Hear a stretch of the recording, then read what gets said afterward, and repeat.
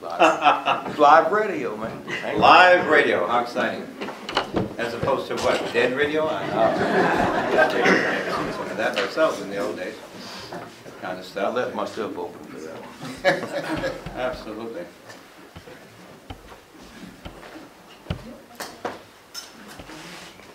It's called dead air or something. Good evening. We'd like to welcome everybody here this evening to the Fayette County Agricultural Building. What we're having tonight is a candidates forum of individuals that are running for the state legislature. First of all, I want to thank all of you folks for showing up, and thank you very much for running. It takes a very special person to run for public office, and we thank you for putting yourself out there. This program this evening is sponsored by the radio station KBUC, KBLG, and also the local newspaper, the Fayette County Record. This evening we're going to have Jeff Wick, who's going to be asking some of the questions, and also Gary Dushek, who's going to be asking some of those questions. So gentlemen, Jeff, I'll turn it over to you. All right, like to welcome everybody listening at home and everybody here at the Fayette County Ag Building. From left to right, as I sit, we've got Leighton Schubert, a attorney from Caldwell, Cecil Webster, a retired colonel from the U.S. Army from Carmine, Becky Berger, geologist and rancher who lives between Schulenburg and Flatonia, and Carolyn Cerny-Bilski, the Austin County judge from Sealy. And we'll start with, we'll have a strict 2-minute time limit on all answers tonight. And we'll start from the left with Leighton Schubert. Please give us a 2-minute opening statement, and for all candidates, please tell us a little about yourself, your background, and why you're running. Thank you so much for allowing us to come tonight. I'm going to have to stay by this microphone, aren't I? Yeah. I like to walk around, but I guess we'll sit down here. Can everybody see us out there? My name is Leighton Schubert. I was born in Brenham, Texas, raised in Snook, Texas, over in Burleson County. My mom's family is from right here, Fayette County and Austin County. My grandmother is a Urechka from Ellinger on my mom's side of the family. She grew up, like I said, in Ellinger. Then she married an Austin County boy and moved to Industry, Texas. That's where my mom was raised. She went to school in the West End and then went to Belleville High School after that. So we've got deep roots in the district, a knowledge of the district, but one of the other things we bring to the table is a unique blend of experience. I've worked for every level of government, from federal down to county. Worked for the U.S. State Department in Washington. They sent me to Ecuador after that, and I worked in the U.S. Embassy in South America. After law school, I worked for Harris County in legislative relations. We drafted bills, worked them through the process. And then I said, let's move back home and start a small town law firm. And I have a law firm in Caldwell, and my wife and I live there. I focus on real estate and wills and probate. I'm a transactional attorney. I'm not a litigator. And I own a title company in town, so I do the business side of law. One of the things that we focus on here is I think I have one job as a state representative, and that's to be the voice of District 13. And I promise to be an accountable voice, and I promise to do this, which is what we've been doing all over the district. Sit down, talk with everyone, get to know your issues. The solutions don't come from Austin, they come from right here in the district. And as state representative, you will be assured I will have a voice at the table. We'll sit down, talk about the issues, and then we can develop a strategy to bring back to Austin to further the interest of District 13. So thank you all for coming out tonight. Looking forward to have a good evening. Thank you. And for the clarity of people listening at home, I'll introduce each candidate as they begin to speak. Mr. Webster, your opening statement. Good evening. First, let me begin by thanking the Fayette County Record and KBLG, KBUK for bringing us together this evening so that we can introduce ourselves to you, the audience, so that you know who we are, what our values are, and if elected, what it is that we would hope to accomplish once we are in the Texas legislature. Again, all of that hinges upon your vote. So who am I? I've already said, and I'll say it again, I'm Cecil Webster. But unlike all of the other three candidates here, I'm a little bit different because I'm a Democrat. And I'm a proud Texas Democrat. And I'm a Democrat because I believe in people, I treasure people, and I love the contributions that our people, our hardworking people make to the state of Texas and to our nation. And I'm just extremely happy to represent them this evening in this race for the state representative race. Now, what are my values? First of all, I've served in the military for 30-some-odd years. I've worked in industry. And for the last 10 years in particular, I've been a consummate volunteer.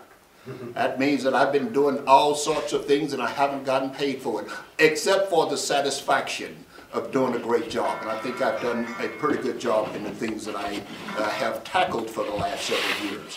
Now, if I'm elected and you send me to the Texas legislature, I am interested in a whole lot of things, but there are 3 things in particular that I focus in on. One is public education, the second one is family economics, and the third one is health care. And hopefully I'll get the opportunity to talk about each of those this evening. Now, in terms of my qualifications, I've already mentioned some of that, and I'll talk about more of it this evening. But ultimately, you are going to be the arbiter of whether or not the qualifications that any particular candidate has meets what you are looking for, and we'll talk about that. And with that, I'll say thank you. I look forward to your questions, and good evening. Mrs. Berger, your opening statement. Hi, I'm Becky Berger, and I'm thrilled to be here tonight. It's an honor to be with the people from Fayette County because I lived in Fayette County for 10 years, and when I married my husband, I moved 1 mile over the county line into Lavaca County. He had this thing about me living on his ranch. So it worked out really well, and I've been in this area for 17 years. I've been very active in Republican politics since 1992, and I've been extremely active right here in this area for the last 17 years. I also work. I don't just go and do politics. I am a geologist. I work for a company that is incorporated on both sides of the border. We have started developing the minerals that are in Mexico, and we are bringing Texas companies down there to make it happen. I believe that we have done an excellent job here in Texas keeping our economy going and the job market very, very good for our workers and importing people to come here to work with us.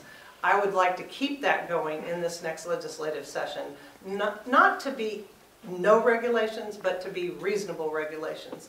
And I think it's really important for us to focus on the water, the infrastructure, education, and healthcare. We've got a lot of things to look at. I'm a very issues-based person, and in my capacity with the Republican Party, I have been putting on quarterly meetings for the last 5 years so that we can stay in touch with the voter base so they can know what's going on. I'd really love to represent you, and once again, my name's Becky Berger. Ms. Bilski, your opening statement. Hi, I am Carolyn Cerny-Bilski, and I would just like to thank you for being here and also tell you why I am running. I retired as county judge when I gave the oath to the new judge on January 1st. And after 20 years as county judge, I knew if I wanted another chapter in my life, I needed to get busy thinking about it. And several people started calling me and saying, we think you should run for House District. Lois is going to win. Hager's going to win. You need to start thinking about it. Well, I did, and the more individuals I consulted with, the more I felt like I could take my demonstrated experience and leadership to the State House to be your voice. I'm very familiar with the rural issues. I'm concerned about eminent domain. I'm concerned about the water issues we have down here. We have a lot of things going on in rural Texas that you need a strong, experienced voice to go to work for you. I am the oldest of 8 children. Antone Cerny is my dad. He sold farm equipment for many, many years. I've got the Farm Bureau endorsement. I have a strong detail ethic. I love this county building. Judge Ed and his court have done a wonderful job. And as a former county judge now, I do appreciate the taxpayer value of any building that we have put together. I will balance a budget. I will build a team. I will work with the committee members. I have those experiences to do those things that will let your voice be heard in Austin. My cell number is on my mail-outs if you've gotten any of them. That's going to stay my cell number, and you will have access to me and the staff all the time. We're not afraid at home if the phone rings at midnight. So thank you again for being here, and I look forward and respectfully ask for your vote. Thank you. All right, first of all, good evening everyone of you 4 candidates. The next set of questions will be geared to all 4 of y'all to answer. And we will start with the first question. We'll start with the first answer to this next question. We'll start with Mr. Webster. The question for all four of you candidates, can you talk specifically about pieces of legislation you would plan to introduce if elected to the state legislature? And again, Mr. Webster, you have that one first. Thank you. Legislation that I plan to introduce. Well, hopefully, we will get this election over with before the legislature closes and we can actually introduce some. But what am I particularly interested in terms of introducing? I've already told you what some of my priorities are. One of them is, in fact, public education. Unfortunately, over the last 10 years, the state legislature has cut $5 billion plus from the public education accounts. I think that's disastrous to us being able to provide a quality education to our children who are our future. And so what legislation I would like to introduce is some to restore that $5 billion, because I think it's much needed, and our school districts and our kids rely upon it in order to get the education that they so rightfully deserve. So that's one area that I'm particularly interested in, and I want to see some legislation introduced. And if it has not already been introduced, I will, in fact, if given the opportunity, introduce it myself. One of the other areas that I'm particularly interested in is health care. You know, I think it's unfortunate that we are the greatest nation in the world, and no one questions that. But if you look at how we take care of, for example, our elderly, you would never recognize it. Every day, there are elderly citizens who have to make decisions as to whether or not I'm going to buy this medicine that I so desperately need, or whether I'm going to pay my utility bill. Or am I going to get this surgery that's much needed? I don't have the money for it, so I'm not sure where it's going to come from. So those are two things in particular, and I've got many more that I would like to talk about that I think needs to be introduced in the Texas legislature if they have not already been. Thank you. Mrs. Berger, you're next with, again, what specific type of legislation would you plan to introduce? Well, it just so happens that before I had decided to run for this and didn't even know for sure that it was going to be open, I had already presented 5 pieces of legislation out to different House reps and senators around the state that I met when I ran for railroad commissioner. And they have to do with property rights, they have to do with water, they have to do with cottage industries like the raw milk from our dairies right here in Fayette County and in Lavaca County. They would like to be able to sell that and have another source of income just to the farmers markets and at roadside stands, but they're not allowed to do that right now, even though the legislature managed to pass the raw milk cheese legislation, which to me should have gone hand in hand, and I think that we need to look at that.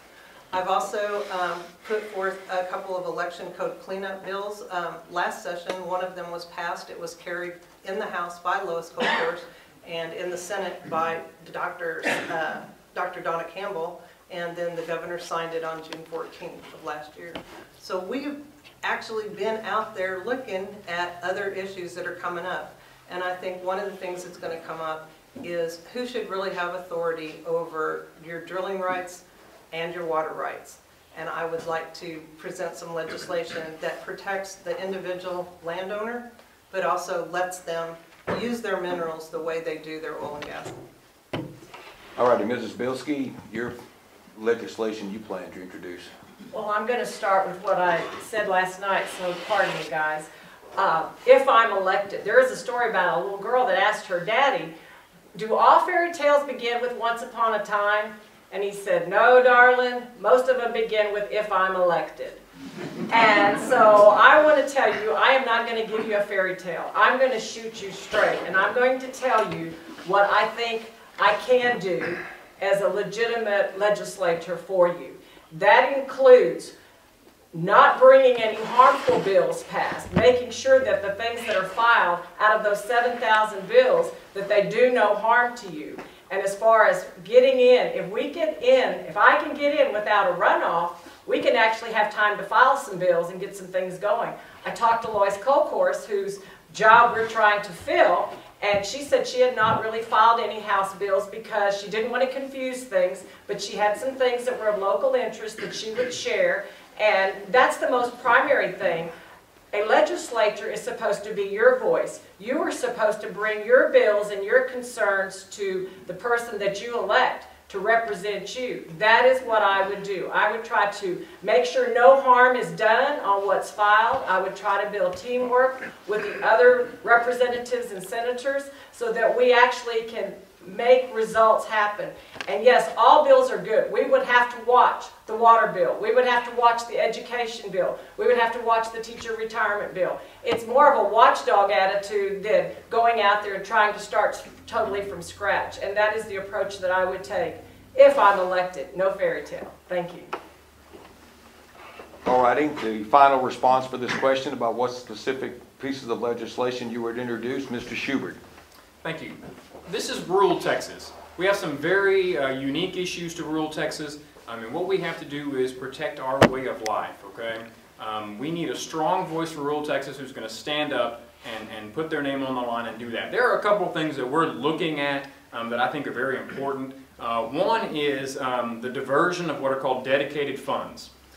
When the legislature comes and says, we want to have a certain set of funds go to a certain purpose, I believe that's a social contract with us in Texas. If that's how it was sold to the citizens, I think the legislature needs to continue and use that for those purposes. One example is the gas tax money that gets diverted to other areas.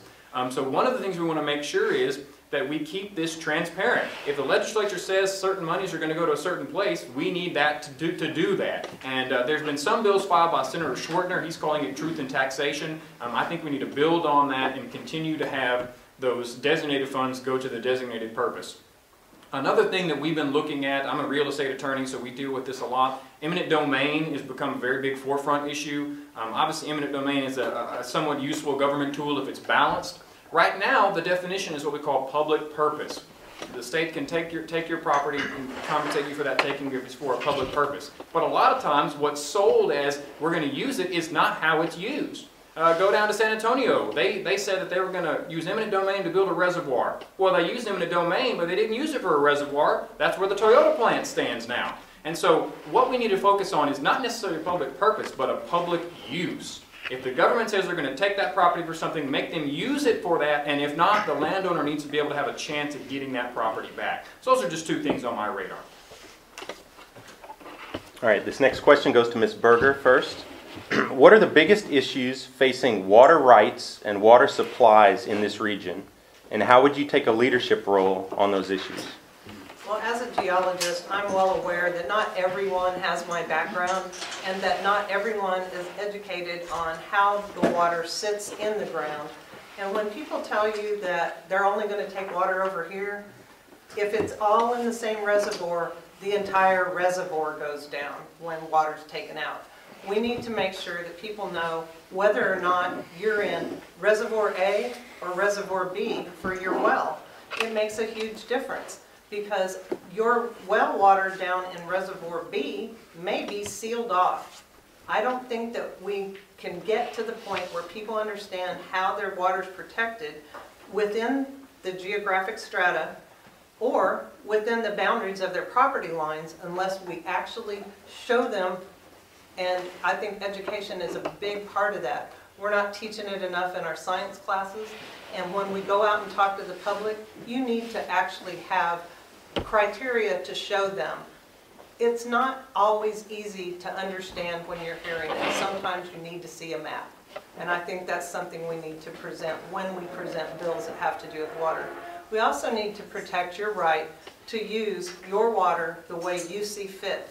I know a lot of people do not like the idea of others near them selling their water, but it's their water to sell. And if you have a water district, you're limited in what you can take out. You can only take out however much the water district says per acre.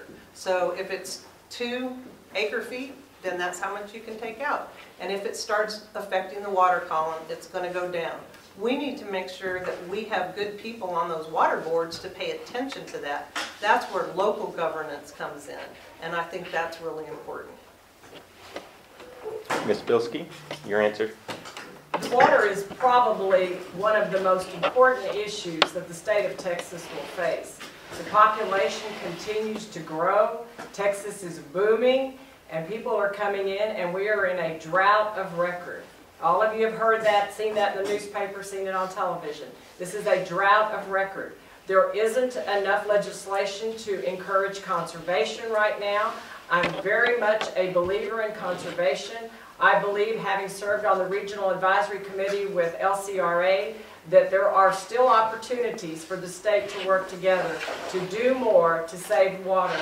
I also know there will be probably people in this room that ask me to file a bill that says, my neighbor is taking all my water that I don't plan to use today, and I think it should be treated like an oil and gas right, where there's a pool where we share that water. I do expect that to come from someone. I do think there is probably already someone out there that's got a sworn-in legislator ready to go on that bill. So we will see where that goes. But I do believe water is truly going to be one of the most important issues of debate in this session.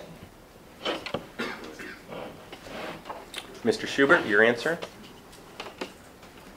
Thank you. Water is vital to our way of life here. I believe in a couple guiding principles. One is limited government. Second of all, followed up with that is local control. Whenever decisions are made at the government level, I think they may be made at as a local level as possible. Let me give you a real-world example. In Burleson County, where I'm from, San Antonio Water Supply has inked a deal with a private enterprise in Burleson County that holds water leases for the largest transfer of water in the history of Texas out of my backyard. And I'm a private property owner in the district. I believe in private property rights. If you own property, you have the right to sign an oil and gas lease or a water lease. That's perfectly fine. Where government comes in is to make sure what you do on your property doesn't affect how I use my property. So what we have in Burleson County, as several of the counties do in the district, groundwater district. And what they do is they have test wells over the entire county, and they're watching the water levels. And if those water levels drop to a certain level that's not going to be usable for us, then they can have the ability from the legislature to cut off that tap and say, San Antonio Water Supply, you cannot take water anymore because we need it here. The local control is the key. If that control went to the state level, I can tell you where the water's going to go, to the populated areas. We need it here. So we need to keep that local control. The state water plan talks about lots of different conservation techniques, and we definitely need to conserve water, but conservation alone, as the state water plan says, is not enough to access or to supply our needs. We have to invest in the future water infrastructure of Texas, or else it's going to, no pun intended, dry up our economic development. So that's one of the things that we need to do is focus on the local control, but also have investments into the future water infrastructure of Texas. Mr. Webster? You know, water is kind of like money. Can you imagine a situation where this table that we're sitting at is piled high with money, and everyone can just come up and grab what they want when they want? We've got some pretty fast individuals, fast on their feet, so they can get up here first and get all that they can carry. Whereas someone else may be a little bit elderly and they're a little slow in movement, and by the time they get here, there's nothing left. That's what's happening from my perspective with the water situation. There was a state office of administrative here in Bastrop County several months back that basically said, if I own water underneath my land and my neighbor owns water underneath his land, and it's all part of the same aquifer, if I intend to be a conservationist and do not intend to use mine at all because I want it for 5, 10, 15 years down the road, but my neighbor wants to sell his to Austin or Houston or San Antonio, then what this judge at that administrative hearing said, Webster, you don't have a leg to stand on because you are not being harmed. You do not intend to use your water. This person does, and therefore he can sell all the water underneath his, and oh, by the way, if it drains from your side to his side, you're not being harmed. Shut up. I think that's wrong. I think the laws need to be changed to prevent that type of activity. And that's what I would like to see done in the state legislature. Change the laws so that we each are protected with our water just as we are protected with oil and gas. Thank you. All righty, candidates, our next question will be again for all four of you. Ms. Bilski will start with this one. The idea has been raised by some state leaders in Austin, specifically new Lieutenant Governor Dan Patrick, about establishing a statewide sales tax to help offset property taxes. What are your thoughts on using the sales tax to help with the property tax situation? Well, as Austin County Judge, our voters many, many years ago put in a small percentage of a sales tax in lieu of the property tax. So there is a percentage already in Austin County and in some other counties that had special legislation created where all the sales tax money reduces the property tax. So that is a novel idea that will work. All consumers would pay. It would never ever take on the full funding resource. It would take forever in a sliding scale to make it work where you could do that. But as far as a beginning to start stabilizing the property tax, it probably has a great deal of merit, and it will probably have a great deal of discussion because it has worked very successfully. It helps our citizens shop local when they know that sales tax is staying at home. And it may do the same thing on a statewide region because right now a lot of people do shop out of state and shop on the internet, shop in different places. And if they thought that sales tax was going to reduce their property tax, I think they would be very much in favor of that. Thank you. Mr. Schubert. Nice and loud. Your thoughts on the property tax being eased a bit by adding to the sales tax or creating sales tax for that purpose? First off, I want to say I'm against any additional taxation if the sole purpose is to raise further state revenue. Because I believe when there's more state revenue, there's only going to be more state spending, okay? Over the last 10 years, state spending in Texas has increased 62%. That's much higher than our population increase, okay? Now, as a conservative, I'm always looking for ways to broaden our tax base and lower the rate, okay? The consumption tax, I think, is an interesting idea to do that, one that needs to be explored, because you can do that. You can broaden the base and lower the rate so that more people are paying a less percentage. Now, here's the deal with that, though. Once again, I'm going to go back to this more state revenue only equals more state spending. The only way I would look at exploring something like that is if there was a direct correlation in reduction to other taxes. Okay? Those two strings have to be tied together. We can't just add a consumption tax and say, oh, maybe next session we'll drop some property. Yeah, it doesn't work like that. If you're going to go to the consumption tax, the direct correlation needs to be a reduction in other taxes so that there's a balance there. Because like I said, more state revenue only equals more state spending. So thank you. Mr. Webster, your thoughts on the sales tax to help alleviate the property tax? And I'll try to keep my voice down so that I don't blow them out as you're having some technical difficulties with your mic. The real issue, I think, is not the fact that we're talking about raising or lowering sales tax and property tax. It's a spending issue. At some point, we have to establish what our priority is and allocate funding based upon that priority. There is not an infinite amount of money out there. Now, probably some of you are saying, hey, wait a minute, you're a Democrat. Democrats like spending money. Nothing is further from the truth. That's a misconception that has been put out there that unfortunately everyone goes with. And so it's not really a funding issue, it's a spending issue, and I'd like to see it change. The other part that I've got with that issue, that I've got with that question, is that what you end up doing if you replace the property tax, a part of the property tax, with a statewide sales tax, is you begin to shift that tax burden onto the folks at the lower end of the economic spectrum. 1/3 of Texas families right now live in what we call low-income households. And now you're talking about increasing the tax rate that they have to pay, which, by the way, the more wealthy are the ones who own the property, so you're going to reduce the rate for the more wealthy and increase it for those at the low. I think that's wrong. We've got our priorities wrong, and we can't continue to do that. All right, Mrs. Berger, same question. Property tax, ease the property tax by raising the sales tax or adding a new sales tax? I think it can be done, but it has to be done incrementally. It can't be done all at once. And I don't know if everyone in here knows this or not, but the city of Stafford, Texas doesn't have property taxes. The entire state of South Dakota doesn't have property taxes. but they still manage to fund all of the necessities that the government has to provide and is required to provide for their citizens. So if they can do it, we always tell people we're bigger and better, so we ought to be able to do it. It just may take more than one session in the legislature to do it. And I kind of disagree with Mr. Webster about whether it actually does damage to people on the lower income end, because if the people that own the property, if their taxes go down, they're less likely to raise their rents, which does affect the people on the lower income end.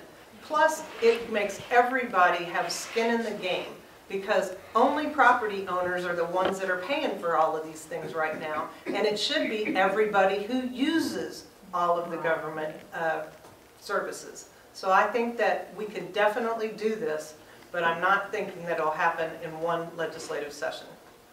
All right, now let's go to questions specific to each candidate. We'll start with you, Mr. Schubert. You're the youngest person in this race. Talk about the challenges and opportunities that has created. Thank you. First of all, don't be misled by my age. I work pretty hard to look as young as I do. I'm an avid exercise. I run 15 miles a week. I have lots of energy. This is the thing about these positions. You go to anyone in the legislature and you'll talk about long days, long nights, lots of work. Okay, I'm a small business owner. I've owned and operated businesses. I know what it takes on those long nights when at the end of the day, if the work doesn't get done, if you're not doing the work, it doesn't get done. Okay, and that's my perspective on that. And so what we have to focus on here is I have lots of energy. Obviously, Lois Colcourse has been just a model for energy. I mean, she runs circles around most of all of us combined in this room. It's been fun to watch. And so what I bring to the table is, like we said earlier, a knowledge of the district, experience of the governmental process, but also an energy and new vision for the next generation of Texas. We have to have fresh ideas and fresh people to step up to the plate. We need good local people to step up to this and fill these shoes that have been left with Senator Colcourse now. I believe I'm qualified to do that, able to do that, and I might not have as much energy as Lois Colcourse, but I'm pretty close. I'll give her a run for her money, so thank you. All right, this next question, thank you, Mr. Schubert, is geared for Mr. Webster. As the only Democrat in this race, talk about what makes you politically the most different from the other three candidates, and also why you feel that you could win in this particular area against that has strictly been a Republican voted district. And I've only got 2 minutes to do this? Jeez. I'm a Democrat, and as I stated in my opening statement, I really believe in people, and that's why I'm running. Because when I look at and walk down the streets and talk with folks and hear their story, I really appreciate where they're coming from. We've got a lot of hard-working individuals who, in all honesty, feel that they have been neglected, overlooked, disenfranchised by this legislature. If you look at nothing else, then for instance, say the Voting Rights Act. We've got folks in nursing homes who haven't driven a car in 10 years, whose license expired 5 years ago. I don't want to say so old, but they were born at a time when their birth wasn't registered. And so it's extremely difficult for them to get a birth certificate. And so they can't vote. They have had a sterling voting record for 50 years. And now all of a sudden, because the Texas legislature says that you've got to have one of these 7 approved forms of ID, that right, not a privilege, a right, has been denied them. And I think that's wrong, and I would like to see that changed. And that's one reason why I'm running as a Democrat. Because what we are doing is disenfranchised, and it's not just the elderly. You've got a lot of individuals who live in other situations, who've never owned a car, never driven a car, don't need one, and they are in the exact same situation. Now, many of you are probably saying you're talking about a very minuscule set of folks out there. I don't care if it's one person, we are disenfranchising them, and that's not right. And oh, by the way, how many cases have we prosecuted in the state of Texas for voter fraud? Sorry, time's up. All right, Ms. Berger, you twice ran for statewide office as Texas Railroad Commissioner. Talk about that experience and what you learned from it, and why that experience made you a better representative candidate. Well, I saw the whole state, and I'll tell you, it's just as big as everyone tells you it is, especially when you're driving across it. It was a wonderful experience, and I have created really good relationships with other legislators on both sides of the aisle across the entire state. And I spent a lot of time in the Valley and in West Texas and in the Dallas area and in East Texas. And what I found out was every area has their issues. And our issues are only important to other legislators if we have a relationship with them where we can work with them to work in a situation where we actually do things for each other, where they look at our situation and say, Becky says they really need this here, so let's help her out and let's get the votes together. And in the same aspect, when we're looking at really issues of water rights out in West Texas, you know that Burnett County has been hauling water for over a year and a half. Water issues are big out there. I would want to help any part of this state to have that. I think it's really important that I did make those relationships. I also made a lot of friends. I also saw what it means to be a Texan, no matter where you come from, no matter what your background is, and that it's important that you represent people that you go back and talk to them. Because we heard a lot of people say, we've never seen a statewide candidate in this area before. That's not right. And I think that you will see me a lot in the district. You see me a lot now in the district, but you will see me a lot more, because my job will be to stay in touch with you. And I think that's one of the things I learned. The other thing I learned was it takes a lot of money to run a statewide race. And if you are the best candidate out there and don't have enough money, you don't win. All righty, Mrs. Bilski, this is for you. In an interview, you said recently that I think the voters deserve someone who has done research and solved problems. Talk about some of the problems that you solved in your 20 years of service as the Austin County Judge.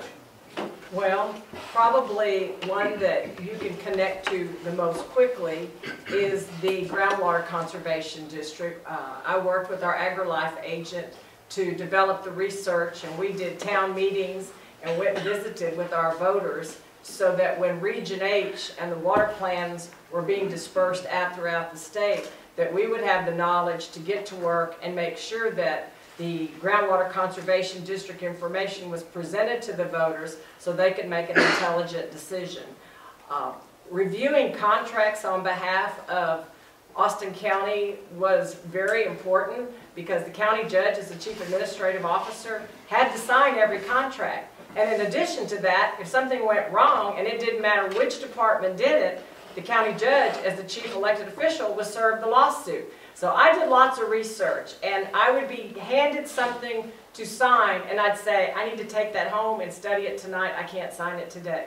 I always read and researched before I signed things.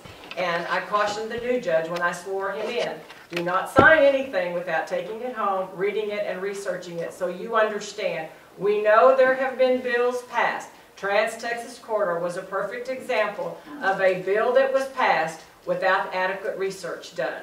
And I want to assure you that bills that are out there, it won't be an oops because I didn't take the time to look at it. Thank you.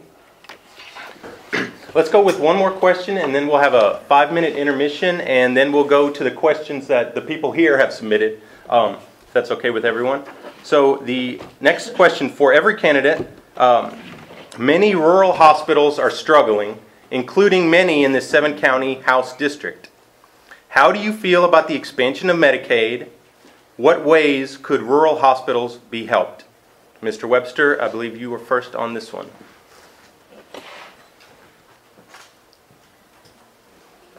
Great question.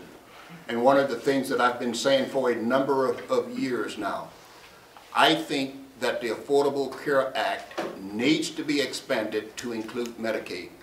And it's not only a problem for our hospitals, but it's a problem for the nursing home as well. There are a lot of bills associated with when you go into a hospital or when you go into a nursing home.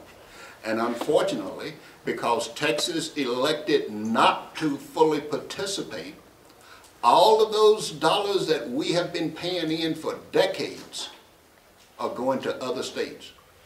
And I think it serves us if we were to expand it such that those dollars come here. I mean, we're going to pay the money one way or the other. And so why should we pay for Oklahoma or New York or California or Georgia or any of the other states that do that? Why should we pay for them to use our Medicaid dollars when we've got a great need here? We have one of the highest rates of uninsured in the nation. And to a large extent, a lot of that goes back to we are not properly taking care of our young folks, we're not taking care of our middle class, and we're not taking care of especially our elderly. And by not incorporating Medicare into the Affordable Care Act, we're only creating a disastrous situation down the road. And I think our hospitals and our nursing homes are suffering as a result of that. I suspect if you ask them whether or not they would be willing to take those Medicaid dollars if Texas opened it up, I suspect every one of them would say yes. Ms. Berger, the question to you. Well, I think that Medicaid has the highest rate of fraud of anything in Texas right now.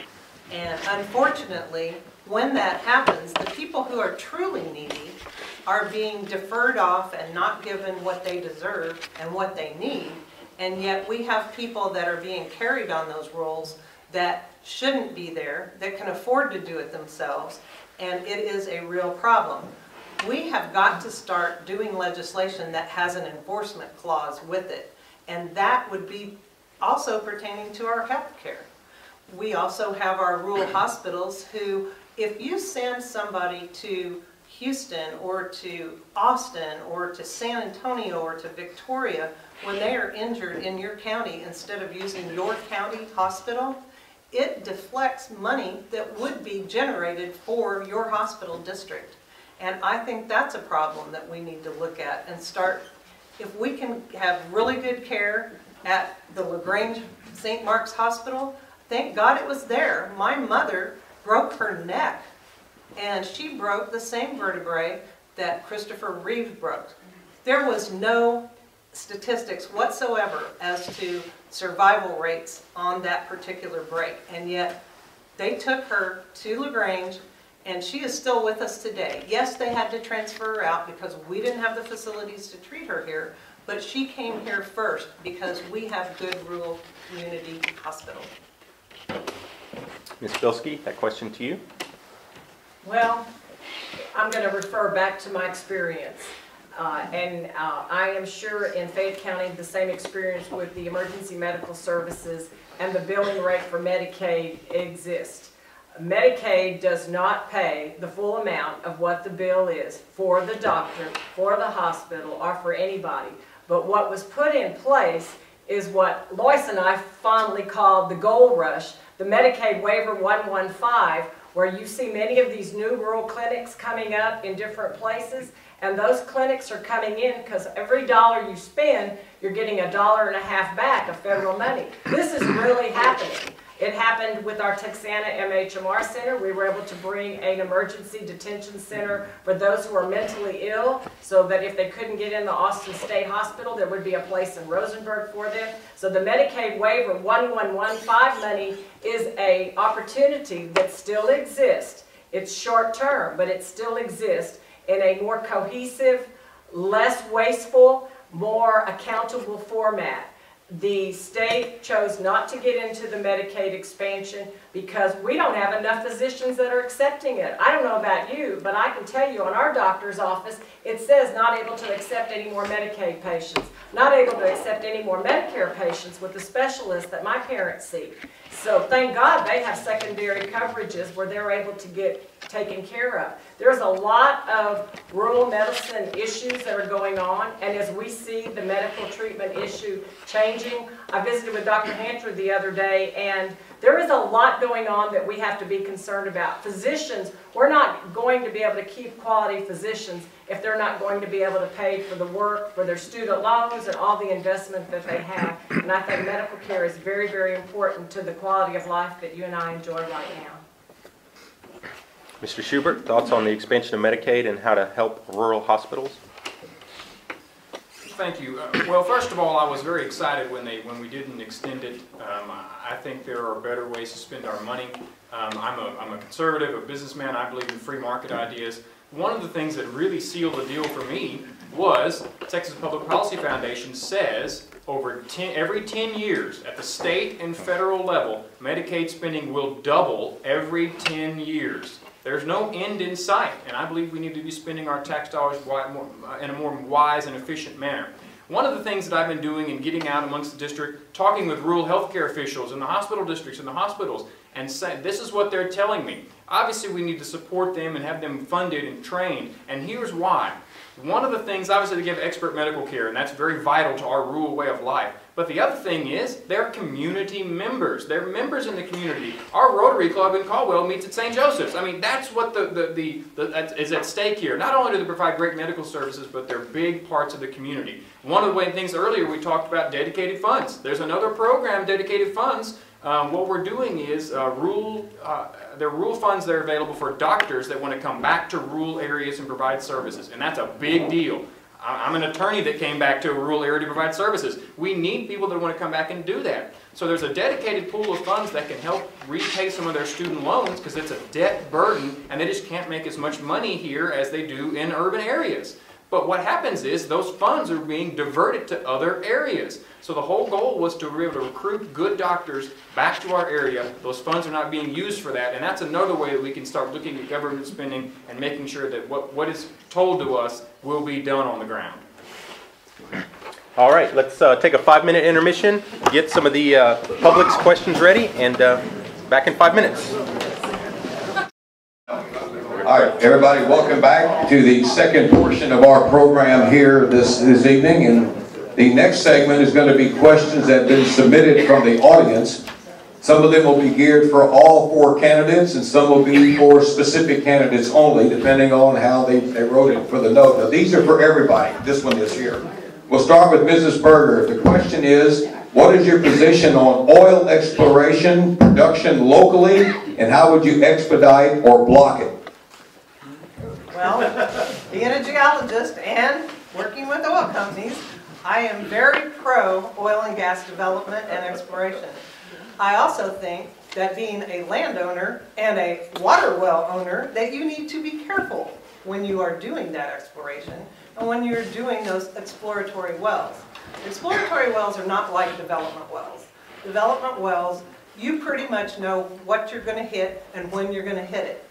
But when you're exploring, you don't necessarily know, and so you need to take every precaution for the landowners, for the mineral owners, and for the people that are on your rig, because that is really crucial. It's all about the people. It doesn't matter how much you get out of the ground if you kill a bunch of people.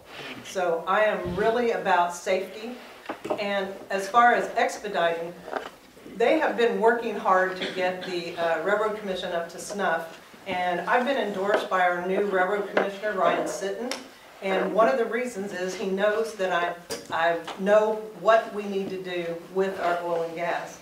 And part of that is fund the Railroad Commission properly so that they can have enough people on staff to do those permits, to get them out the door so that we can get those wells drilled. Sometimes people lease your land. I'm sure some of you have been sitting on leases for a while and they're almost ready to expire.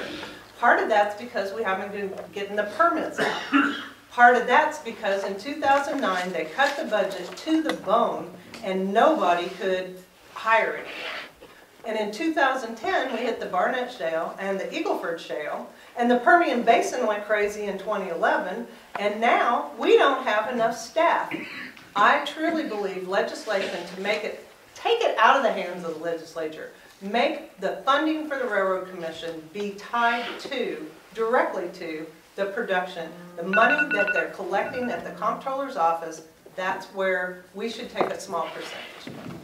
All right, Mrs. Bilski, your position on oil exploration and production locally, and how would you expedite it or block it? Well, I think we're all enjoying the benefits of the Texas oil production and the gas production. I do believe our landowners have to be cautious. There are always people in the business who are devious and deceitful. So once again, it's important that everybody understand what they get into when they do their lease, who is being allowed to come on their property, and where is that rig going to end up, near their backyard or where their grandchildren's swing set is or whatever. There are so many things in the details that have to be worked out. And yes, the Railroad Commission is behind. Was there waste, and was there a reason that the budget was cut years ago? Probably. We can all look in almost any state agency and find a place where things can be corrected and used more efficiently. I would encourage that now, as we restaff up places with a little bit of extra money in the budget, we also have to realize the price of gas, the activity is probably going to slow down right now. And if we don't sit cautiously and hold the purse strings tight, we may be in fiscal trouble just like we were in '09. Thank you. Thank you. Mr. Schubert, your position on local oil exploration and production. Obviously, oil and gas industry has been a driver of the economy in Texas pretty much forever. Okay, that's been a big part of our economy. I'm a real estate attorney. I do a lot of oil and gas work. Burleson County is in the Eagle Ford Shale. We're kind of in the northern portion of the Eagle Ford Shale, so we've seen a big boom in our production and in around the area. That's a great thing. I represent mostly landowners, so I'm trying to make sure that the landowner gets a fair shake in their lease with these oil and gas companies. And so that's how our perspective looking at that. As long as the drilling is done in a safe and efficient, responsible manner, I say, as the bumper sticker, drill baby drill. I mean, that's been such a great part of our economy. As long as it's done in a safe manner, responsible manner, we're totally in support of the oil and gas industry. Mr. Webster, your thoughts on local oil production and exploration? Yes. To me, the essence of the question is whether or not the state should enter in between a private contract between a landowner and an oil company. Off the cuff, I say no. I mean, that's something that they have to work out. But I've got a number of concerns relative to it that revolve around environmental aspects. Obviously, there are potential for unintended consequences to happen, oil spills. And so if and when that happens, I think the state has some responsibility to ensure that the remediation efforts for those are in fact properly taken care of. And so the state has a function in that regard. As well as when you look at the damage that are done to county roads, local roads, as a result of these heavy rigs traveling up and down, regardless of whether or not they strike oil or not, you've got these heavy rigs that are damaging our road. Somehow we've got to make sure that those damages are in fact paid for by that oil company to the county or to whatever entity that's responsible for maintaining that road. So that's something that I think the local control and state has to be aware of and ensure that it's taken care of. And then you've got just the aesthetics of it. You've got all of the exploration that's taken place. You've got these rigs that are erected. Obviously, you want to make sure that when it's all said and done, all of that's removed. You don't want that eyesore sitting out there on someone else's property unnecessarily. Now, if the owner is satisfied with that, I guess there's nothing that we can or should do as a result of it. But as long as those type methods or those type issues are resolved, I don't have any issues with the landowner and the oil company entering the contracts for exploration on private property. All right, our next question is for everyone, and we'll go to Ms. Bilski first. Someone in the audience would like to know, what person in your party would you like to see your party nominate for president? Name, please, not just I'll support whoever is nominated. And I'd also like to add a second part to that question. Name someone in politics you admire and why. So, who you would like to see your party nominate for president, and name someone you admire in politics and why. Well, because my husband loves all those political shows. In a joke, I'm going to say I nominate Joe Bilski because he is an active Republican. He lives and breathes politics. And that's a joke, obviously. He is not going to run for president. But he is very tuned in to the federal issues and brings those federal issues back to me through his time on the radio. Who do I admire most in politics today? I would have to say I am going to give my predecessor, Lois Colcourse, an A+. She's done a fabulous job. She works hard. She answers calls. She has extremely good staff. And so Lois would be my person that I would want to say is my most admirable person right now. All right, Mr. Schubert. I think one of the new emerging people that came out of the last presidential cycle was Paul Ryan. He has a lot of great issues on economic things and spending and how we can narrow down the spending of the federal government and make it more efficient. That's obviously an issue at every level of government, much more at the federal level than the state level. So I think you need fresh ideas like that of people that can come in and say, this is the experience, this is what we can do to narrow that down and make that more efficient. I'll echo the sentiments of the now State Senator Lois Colcourse. She's been a great asset for us here in District 13. One of the things I'm looking forward to if I'm the next state representative is to have a very similar relationship that she had to Senator Glenn Hager when she was in the House. It takes us working together. One representative alone in the wilderness will not solve any problems. This is an effort that we must join together with our forces for rural Texas, stand up for those issues, and if you elect me as the next state representative, I will work with State Senator Colcourse in order to make District 13 better for all of us. Mr. Webster. You know, there was one time in our history where folks said we would never elect a Catholic as president. We did that. Was it 1960? President John F. Kennedy? At one time, folks said we will never elect an African American as president. We did that. President Barack Hussein Obama. And that's the man that I admire the most. From the very first day that he took office, there was a group of conservatives who said, we are going to destroy this country. We will destroy this country if necessary to make him look bad. I think that's despicable. And who would I nominate for president? We've had a Catholic. We've had an African American. I think we are overdue for having a woman president. And I hope and I pray that it's Hillary Rodham Clinton. Right. Right. Well, we're going to have a plethora of people to choose from in our party.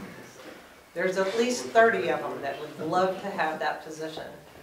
But kind of like what Leighton said, Paul Ryan actually put his pen to the paper and showed us what he could do and how we could benefit from economic fiscal responsibility. And I like that. But I like the idea, too, of someone like Mike Pence, someone that hasn't been out there before, someone who has a proven track record, but hasn't necessarily been in these big races before. So there's going to be a lot of people to choose from, but those two I'm looking at really close. And Lois is a wonderful person to admire and to emulate. But also, we have people like Kay Bailey Hutchison, who was our senator for a very long time, who actually made it so that there are women in the Senate who actually have a voice. And she was there long enough to get seniority and be heads of committees, and I think that's important. And I think we need to make sure that our girls know that they can do any of these positions that a boy can do. My dad told me I could do anything I wanted to, and when I said I wanted to be a geologist, he goes, "Get ready, it's going to be a lot of work," and he was right. And I think that we've got to promote all the women from the ground up, from grade school all the way up, and make sure that our girls know they can be anything they want to be and they can be the best at anything. And that includes being in politics. All right, thank you very much. Mr. Schubert, you'll be first on this next question. This is for all four of y'all, and we got to this issue, immigration. Your thoughts on immigration here in the state? The state spends a lot of money on the border with this immigration issue. What do you think the state's role should be in this, or what do you propose would be a good way to reform immigration? Well, simply put, we have to secure our border, and that's a national security issue. We need to determine who is coming in and out of our borders and why they're doing that. When I lived in Ecuador and worked for the U.S. Embassy, I was even on embassy staff. At every time I was traveling around the country, I could be stopped at any moment by an immigration official and say, where are your papers? Why are you here? How long are you authorized to be in this country? Why does that not happen here? And so this is where the issue is here. The federal government is the one that makes immigration policy. The problem is the federal government's not doing their job. And so it falls on us here in Texas. But that's what Texans do. We step up to the plate when someone else doesn't do it. And so I agree with giving our border forces the support, the technology, the manpower that they need to do that. I also know that that's not cheap. And we're already dealing with tight state budgets. All these extra monies going and spending that is gonna have to come from somewhere. So I agree with Governor Abbott in his process of sending the bill to the federal government and saying, we're doing your job, we need to be reimbursed for that. Is that gonna happen? Probably not. But I believe that's a step in the right direction in the fact that if we're doing the job of the federal government, they should be picking up the tab for what they should be doing. Mr. Webster, your thoughts on the state's role on immigration? Immigration is clearly a federal issue. And I think for quite some time now, the federal government has been attempting to orchestrate and work with the states in the development of an immigration policy that looks at and considers what the real issue here is. And to me, the real issue is we've got a lot of citizens down in Mexico and South America who see this beacon of light in the United States. They want to come here and they want to work. And many of them do the works that we are no longer interested in doing because it's out in the hot sun and it's backbreaking. Those are the folks that we're really ultimately talking about. I think we often, however, lose light of the fact that at one time, each and every one of us, our families, was in the exact same situation. We came here as immigrants. Our families did. Some of us illegally. Some of us not by choice. Now, I agree that we have to have better controls of who is coming in. But it's a federal issue. And if the states and the Congress would work with the president on implementing a policy that's taken into consideration all of that, as well as those who are already here, I think we would be much better off. You will never secure the border 100%. I mean, they proved that with the Berlin Wall. Mrs. Berger, your thoughts on the state's role on immigration and what can be done about it? The state has the right to protect itself, especially when the federal government is not doing so. The federal government does have existing immigration law. Everybody acts like we don't have any law. We do, but it's not being followed and it's not being enforced. And the problem with that is, I worked in Mexico for 16 years and they enforced their immigration policy and they enforced you visiting or working down there. And it's much more stringent than it is to come to this country. Yet everybody has to feel bad that, oh, well, somebody was here and their kids came over with an aunt or uncle and we need to let them in. You know, why did you give your kid to their aunt and uncle? We should be asking that question. If you want to build strong families, you're going to have to start at home and taking care of your own kids. I know that there is not a quality of life in South America or in Mexico like we have here in most areas. But is that our problem? Is that our taxpayers' problem? I don't think so. And if we could get our country to enforce the laws that we have and allow people to legally come in, and don't make it harder than it has to be. But I can tell you that in Norway, if you're not in the top 10% of your field of expertise and you have to be educated, you cannot immigrate to Norway. And you have to be there for 10 years and you have to learn Norwegian. So if those kind of places that are more socialist than we are have harder laws on immigration than we do, why are we trying to soften ours? That's my question. All right, Ms. Bilski, your thoughts on immigration and the state of Texas's role on that? We do have to stop the bleeding. If we do not get a hold, our education system, our criminal justice system, everything is at risk. The monies that are being spent, the people that are being killed because someone doesn't have insurance, driving with the DUI or whatever, is astronomical on Texas highways. We have got to stop the bleeding. Texas DPS are spending a great deal of time at the border instead of in our own local counties patrolling for public safety, because they're going in shifts down to the border to protect us and to be part of that patrol system. We have got to work harder. Yes, it's going to be incumbent that the state get involved, because as we know, there's no better way to fix things than locally. And the federal government has not proven to us that they have done a good job of stopping the illegals. I worry also about the illegals that come over through the coyotes that make tons of money, and then we've got juveniles that are running on Interstate 10 escaping when the patrol officer stops the truck. The kids take off down the road and then they have to be detained somewhere. We saw that fiasco with the youth that were coming across, that we all had to put. There are camps in Alvin, there are youth camps in all these different places in Texas right now. There is a great deal of work to be done on border security, and I'll be glad to work with the committees on this issue if I'm elected. All right, this next question is very short, but there could be a lot to talk about here.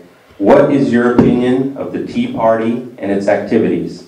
And we start with you, Mr. Webster. You want a Democrat to tell you what?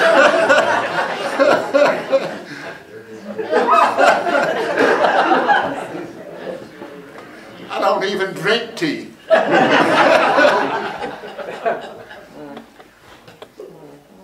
I think, you know, there are some folks who separate the Tea Party from the Republican Party, with the Tea Party being the extreme right-wing conservative group of the Tea Party. Of course, I've heard some folks who talk about the Tea Party and the Republican Party as if they are two separate entities. I'm not sure whether they are, in fact, two separate entities. To me, they are out of touch with reality. To me, they are pushing an extreme conservative agenda that is splintering this country. We have always been divided, so to speak, between Democrats and Republicans, or even if you go back during the time of the Whigs. But it is to the extent now that folks only care, they don't care how much education you've got, what experience level you've got, how much you've accomplished in your life, how successful you've been in resolving different problems. They don't care about that. They care about one thing and one thing only. If you are running for office, do you have a D or do you have an R behind your name? A Democrat or a Republican? And now it's to the point that they don't even care if it's an R, it has to be a T. Again, from my perspective, I see no real difference between the two. Just as we've got liberal and progressive Democrats, we've got conservative and members of the Tea Party. To me, they're all on the same end. And my time's up? Time's up. Ms. Berger, thoughts on the Tea Party? Well, I like the Tea Party. And part of that is because the people that came together to start the Tea Party they were not just Republican. They were Democrats, Independents, Republicans, and they had one goal in mind, and that was fiscal responsibility and getting our country back on track. And for that, they should be applauded. They were holding people's feet to the fire, and it really ticked a lot of people off because they didn't like it being pointed out that they were wastefully spending our tax dollars. Granted, the Tea Parties have evolved. They have changed. They've been infiltrated. There are sections of the Tea Party that still hold those first true values. There are ones that are more interested in social issues. And then there are ones that, honestly, I think have been infiltrated by anarchists. But they're not all the same. So to just dump the Tea Parties into one category is kind of silly. Because I went all over the state of Texas running for railroad commissioner, and I met Tea Parties in every area, and they're not all the same.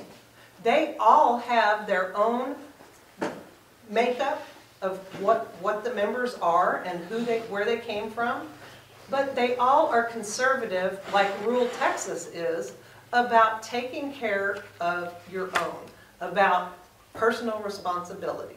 And I think that's something that you should not discount because, let's face it, these very same people before 2006, they hadn't even paid attention to politics and what the government was doing to them at all. So more participation is good for the country, it's good for governance, and I think that the Tea Parties have served a very good purpose. I do not agree with them all the time, but you know what? They live in this country too, and they have a right to speak. Ms. Bilski, thoughts on the Tea Party? Well, I have always said the original Tea Party that looked for holding your feet to the fire, living within your budget, eliminating waste, fraud and abuse. The Carolyn Bilski was Tea Party before there was Tea Party. The Tea Party is acting like Carolyn Bilski acted in 1995 when I took a $55,000 general fund balance and built it up to as much as $14 million so we could pay cash to add on to our jail. We could remodel our second floor courtroom so the district judge could come there and have a great place with all the technology that he needed to hear cases, and that we replaced an elevator that people were afraid to get on because it was going to get stuck and stop on some no man's land level. So I believe that anybody that works hard to live within their budget, to be accountable to the taxpayers, whether they label themselves a Tea Party, a conservative, a Republican, or independent, whatever their label is, anybody that's doing that is doing the right thing for Texas. Mr. Schubert, your thoughts on the Tea Party? This is what's great about our country. Our country was founded on the thought that you can organize a group of people that want to change things, and then you can go forward and work on that change. Listen, that's the basic of our society. And one of the things I've always respected about the Tea Party is it's been a grassroots campaign. The saying is that all of politics is local. Well, they took that quite literally. I mean, they built it from the ground up and built an organization that has an effect on how we operate here in Texas. They're very organized, very motivated. This is one of the things that's vital to our form of government. We have to have people who are going to be vigilant and make sure that there's checks and balances on how our government is operating, period. We need people to stand up and they're going to do the tough things and move forward and focus on making our country better. And they've organized, and that's their goal. But it's incumbent upon all of us to make sure that we each are being vigilant in watching how our government is operating, how our government is spending our money, and where those funds are going. Whether you're part of whatever group you want to call it, we each need to be vigilant to make sure that our government is staying within their constitutional bounds and doing the things that is authorized to them. All right, candidates, this next question is for all four of you. Mrs. Berger will be first with this one, and it is concerning firearms. What are your positions on so-called legality of so-called assault weapons and proposed open carry laws? Well, when you have open carry, nobody's going to try and attack you because they know you have a gun. So I'm not against open carry at all. Actually, I have always been for open carry. I don't think everybody wants to have a gun. But if you're responsible and you teach your kids how to use them, we had guns in our house even when I was little, and that's one of the reasons I know how to shoot, is because my dad took the responsibility of teaching my brother and I how to shoot and to take care of our guns, and that you don't ever point them at anyone, that that's not what you do unless you're trying to defend yourself. And so I don't think that having open carry is all this scary stuff that we hear in the media.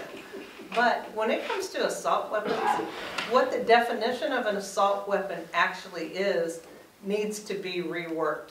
Because a stick with a knife taped to it is an assault weapon. Cecil was in the service. He can tell you anything can be an assault weapon. So what they're trying to say is machine guns, semi-automatics. Well, semi-automatics, you still have to pull the trigger. It doesn't just do it itself. And as soon as you let go, it doesn't keep going. So I think we need to start looking at who we're letting have those guns, in the sense that if we have mentally ill people, they shouldn't be able to get guns. And if you have a family member that you know is crazy, please don't give them your gun, and please lock them up so that they, not the person, but the gun, so that they can't get to it. Because that is irresponsible on your part. I don't believe that we as society are intent on killing our neighbors, on maiming people, on doing robberies. But if you're in a poor neighborhood and you're being preyed on by other poor people and you can't defend yourself, is that really helping that area at all? Mrs. Bilski, your thoughts on the so-called assault weapons and proposed open carry laws? Assault weapons first. Very definitely, the definition in any legislation has to be detailed. There is not, that's too vague of a definition. There's too vague of an interpretation. That would have to be addressed in committees and researched and read thoroughly. As far as open carry, I don't know how many of you have a CHL. I have a CHL. I'm not carrying it tonight, but I have one. You have to go through a background check. You have to go and you have to shoot. You have to learn how to use that weapon.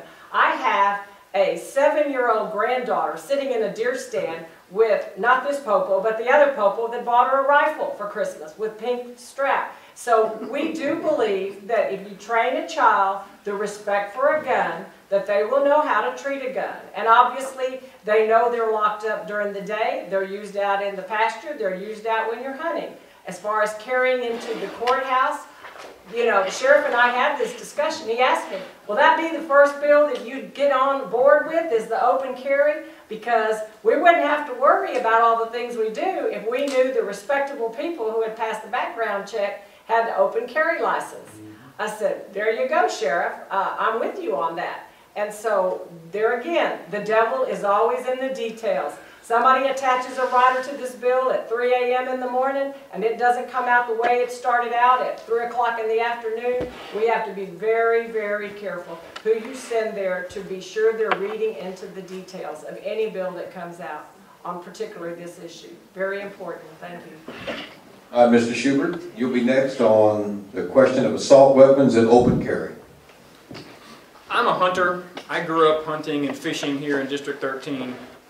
That's a cherished part of Dad and I's time together, going out to the deer lease, going out to Grandma's property in Austin County. The Second Amendment is vital to our way of life, and that needs to be protected. I am for the responsible ownership of guns. I have a CHL. There are over 600,000 CHL holders in Texas, okay? And when the CHL, if you remember this, when this law came out, the proponents were saying there's going to be gunfights in the streets. People are going to be shooting each other walking down, you know, I-35. Well, that hasn't happened, okay? We've seen that you've got over 600,000 CHL holders who are safe, responsible gun owners who have to go through background checks to obtain all those sorts of things. So I will support laws that will protect the safe use of guns and the safe of law-abiding citizens that do that. For one, I'm not going to support a law that requires you to register your firearms with the state. Second of all, I'm not going to require you to obtain a license to buy a firearm. I mean, that's not what we need to be doing in Texas. We need to be, the majority of gun owners, legal gun owners, are safe and responsible. They're not out there causing problems, and we need to encourage that safe and responsible, law-abiding use and ownership of weapons. Mr. Webster, your thought on assault weapons and open carry? I'm a colonel in the United States Army, having served for 26 years. I know what an assault weapon is. A stick with a bayonet at the end of it is not an assault weapon, not in my definition. As an officer, I signed up to support and defend the Constitution of the United States. The Constitution of the United States reference to weapons says, a well-regulated militia being necessary to the security of a free state, the right of the people to keep and bear arms shall not be infringed. Now, I've got some questions as to what that a well-regulated militia means with respect to the right of the people to bear arms, but I know how the courts have interpreted, and I fully support that. I'm a gun owner myself. I've got a couple of shotguns, got a .22 rifle, I got a .30-06. I don't consider either one of them to be an assault weapon. However, if I've got a machine gun or something similar to a bazooka, that's going overboard. I don't understand why a private citizen would need any of those types of weapons. Just doesn't make sense to me. As a matter of fact, if you go to any military base today, you won't find private citizens walking in the PX, in the commissary, up and down the streets, carrying weapons, as it is determined in the open carry laws. You don't have that. Because we understand the significance of having those weapons and the damage that it can cause. And unfortunately, we've seen part of that when you look at what happened at Fort Hood several years ago. So I've got some personal problems, in all honesty, with open carry. In terms of assault weapons, I don't see why an individual needs those. All right, our next question is for everyone, and we start with Ms. Bilski. Please describe how your faith informs your work and how you can represent citizens of different faiths and backgrounds. Describe how your faith informs your work. Okay, I am a Catholic, born and raised, cradle Catholic, worked at the Catholic Church while I was going to Blaine College as the church secretary. I am the oldest of 8. My husband's the baby of 9, obviously Catholic parents.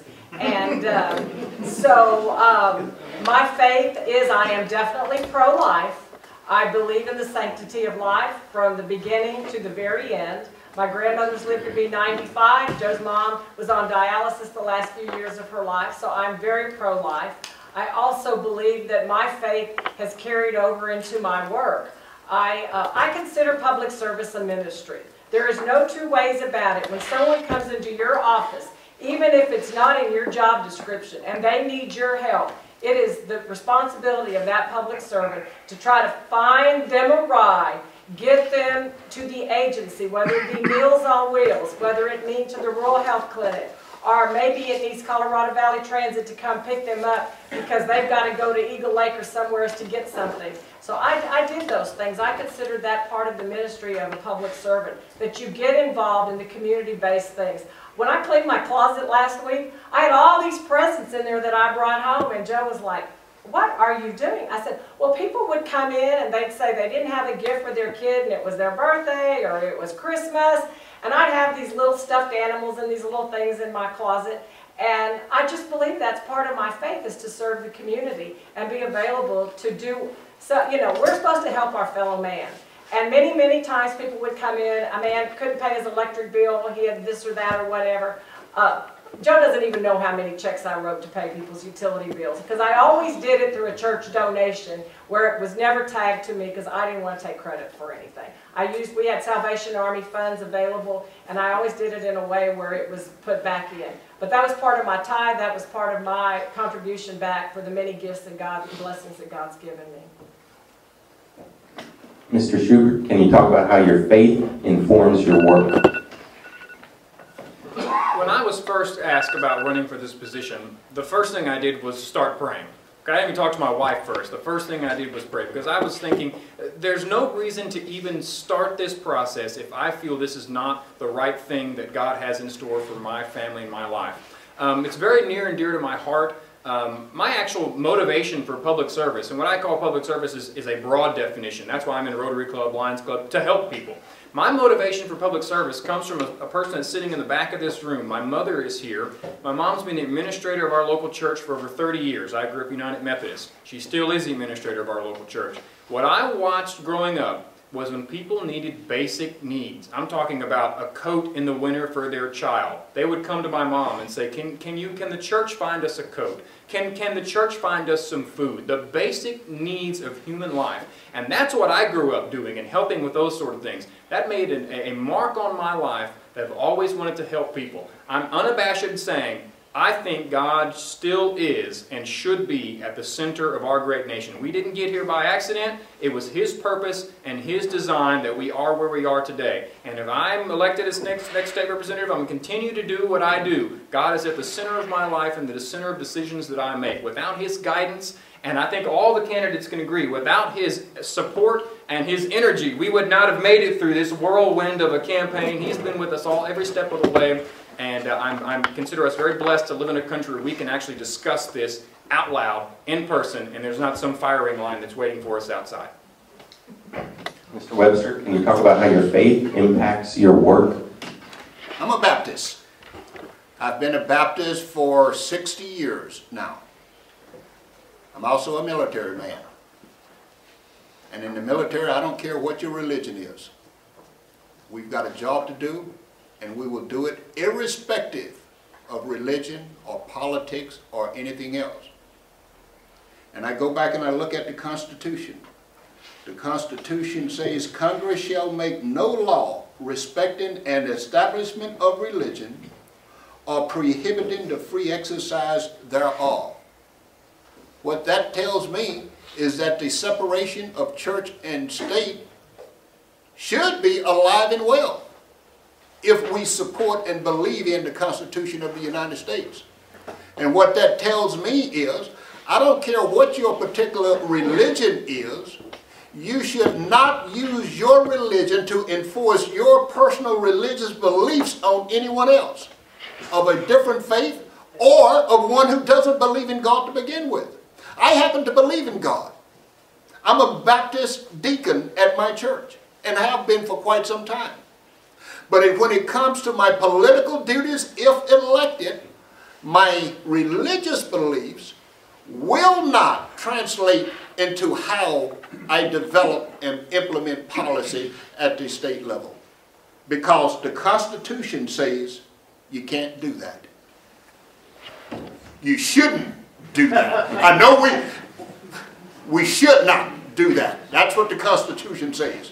We've got folks who want to do it now, however, because it politically sounds good. Ms. Berger, talk about how your faith impacts your work. So we have one of everything up here tonight. Hi, I'm the Jew in Judeo-Christian ethics, and I'll tell you how it affects what I will do as a representative. I think it's important that you respect every individual, whether they are Jewish or Methodist or Catholic or Baptist or Buddhist or Hindu or whatever they are. The law is for everyone. And so when you go about proposing laws, make sure that they can be implemented for everyone. There shouldn't be exceptions. If there's an exception, then it has to have a separate law. Wouldn't that make sense? I honestly believe that God put me here in this race on purpose because He would have let me win the Railroad Commission race if He didn't want me here.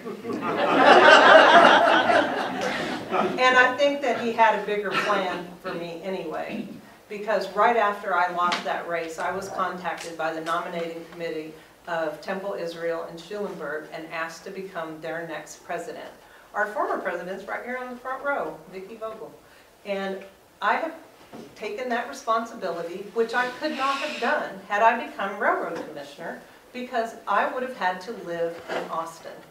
So when God wants you to do something, He makes sure you do it. And what He gave me as a, consolation prize maybe, was the opportunity to run.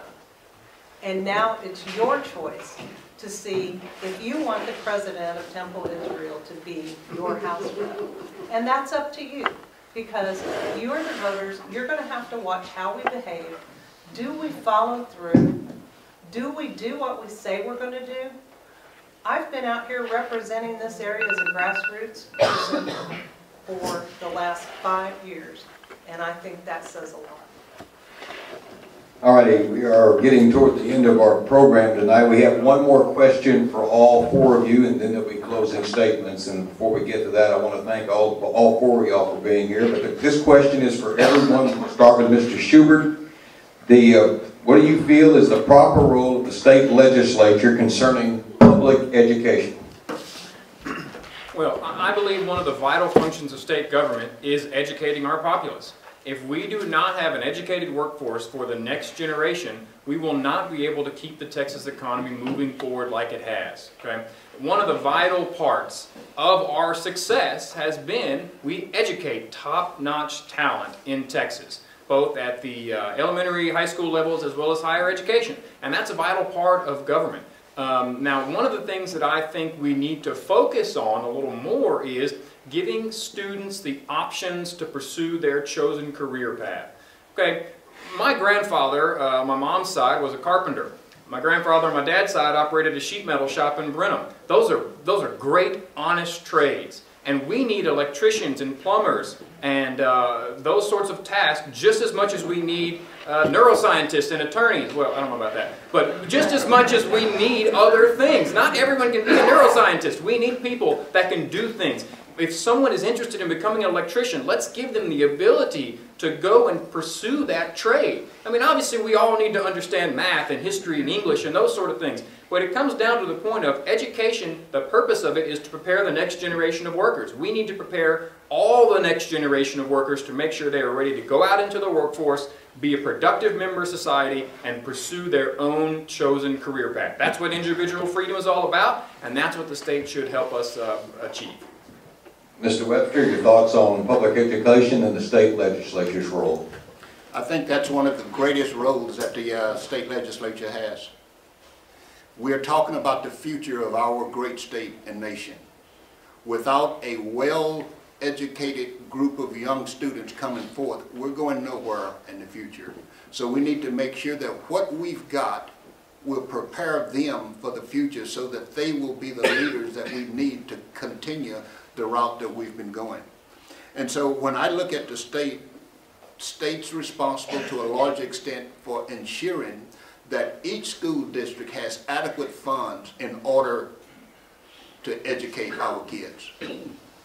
That's one responsibility. Setting and establishing standards is another. We are a very mobile society, unlike it was when I was growing up, and even when I was growing up, we moved 3 times. But we are a very mobile society. There is no reason why one student who moves from Washington County to Fayette County or to Brazos County or anywhere else should lose out on educational opportunities because one district is not able to maintain the same standards that another one had. And so I know a lot of folks like to talk about the Robin Hood situation, but it was put there for a purpose. And so those standards must be maintained. And I think there needs to be some level of what they call common core at the state level. I remember when I was moving during my 26 years of military service, my son went to 8 different schools, 3 high schools, 3 different high schools in multiple states. And it could have been very difficult on him to graduate if the states had not agreed that we're going to accept these common core courses because the curriculum is basically the same. And so I think that's great, and the state has a large responsibility in ensuring that that takes place.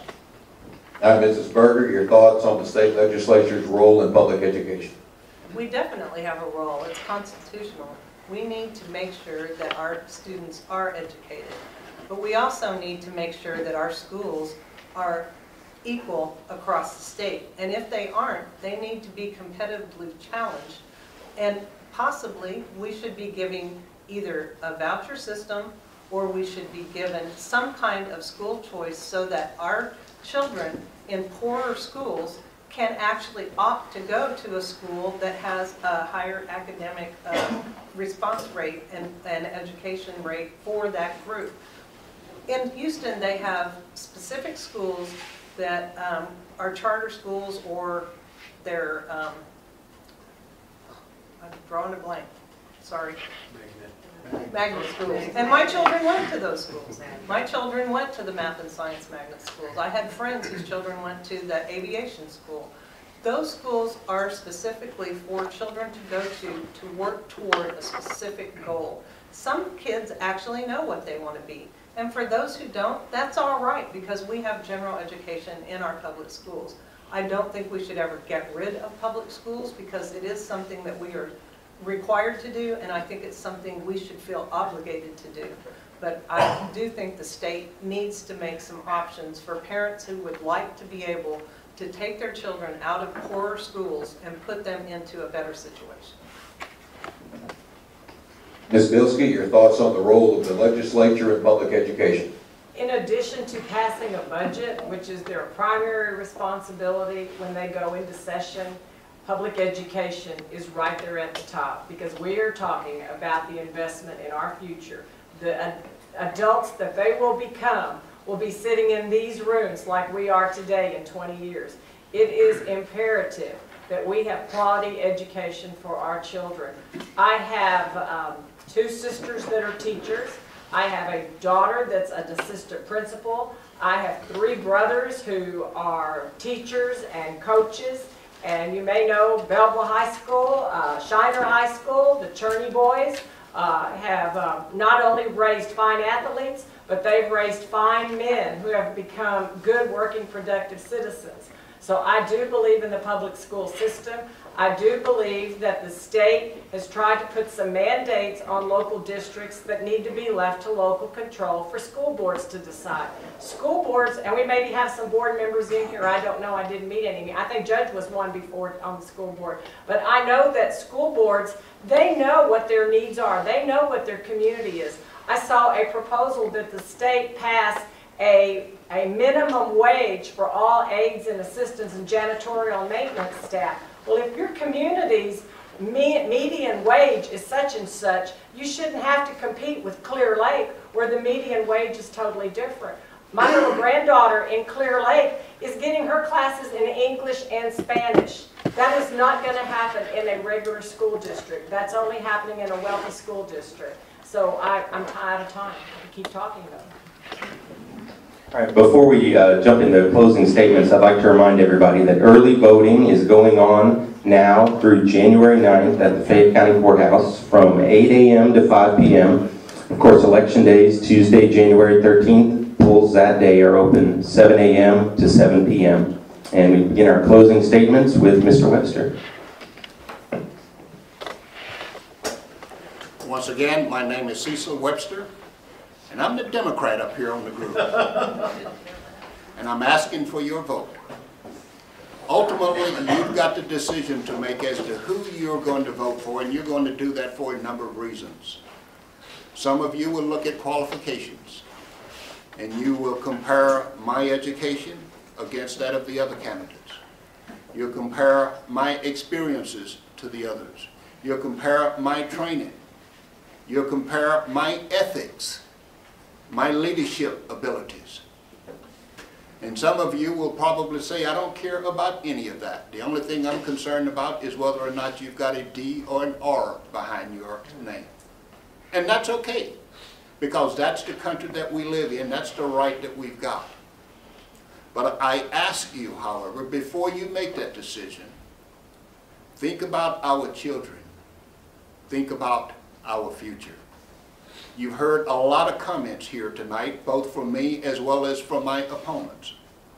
One of them talked about Medicare and Medicaid and the fraud that's prevalent in that. I'm not sure whether it's prevalent or not, However, I remember attending a specific forum that was held in this very room about a year ago, maybe it was a little bit longer, and it was hosted by the Tejas Medical Clinic, in which the lady said, there is fraud. But it's not fraud by the consumer, it's fraud by the doctors and the nurses and the hospitals and the nursing homes, by the professionals. That's where the fraud is. That's what you need to be concerned about. Congress is a give and take situation. And that's what the legislature is all about. You've got to be willing to compromise, and if you can't be successful. Thank you, Mr. Webster. Mrs. Berger, your closing statement?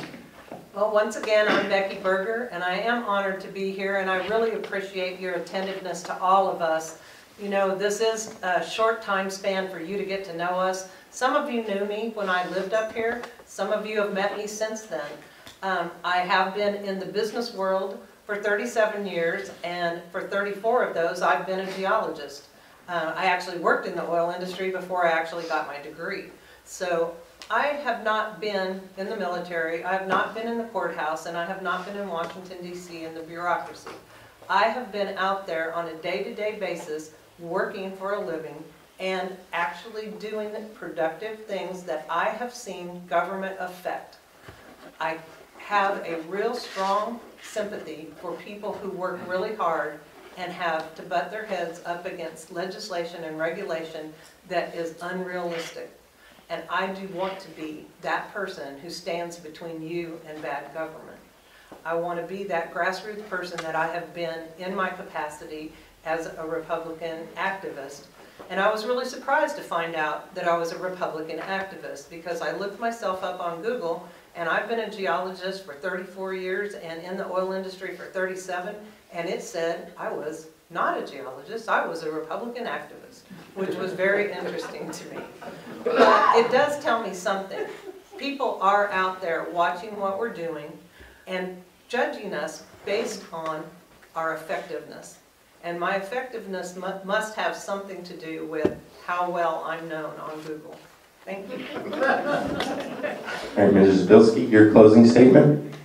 Yes, I want to join in thanking you for being here, thanking the listening audience for being here. Early voting is underway. I am the conservative, common sense, detail-oriented Republican candidate. I have a work record that is proven. I will work hard. I will work honestly. I will listen to your needs. I have the experience of balancing budgets, cutting waste, and finding solutions. I respectfully ask for your vote. All right, Mr. Schubert, your closing statement?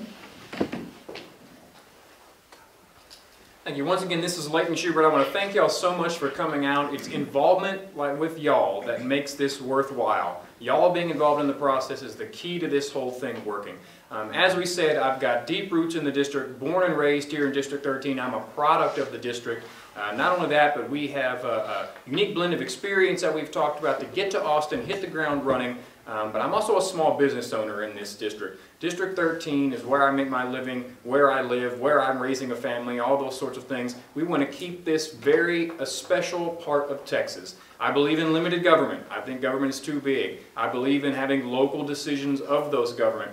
But one of the things that I want to focus in on here is accountability to the voters. If you elect me as your next state representative, we're going to do this throughout the time. I will sit down, talk with you, we'll talk face to face about the issues, develop a strategy to do that, and bring it to Austin to make District 13 even better. But I cannot do it without your help and your input. So don't be surprised if you come in and I call you, and like I've called lots of y'all in this room, and say, listen, this is coming across my desk, I need your help.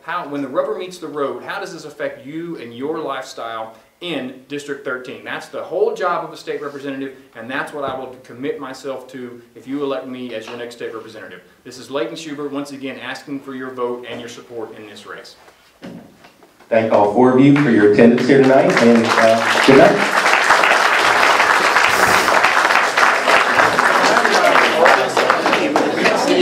Can I get the form to kind of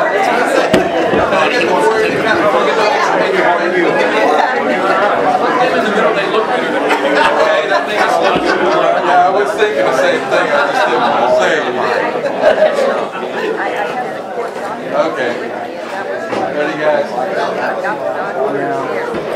1, 2, smile. Hold on, one more time. Get up. Ready? There you go. All right. Thank you so much. All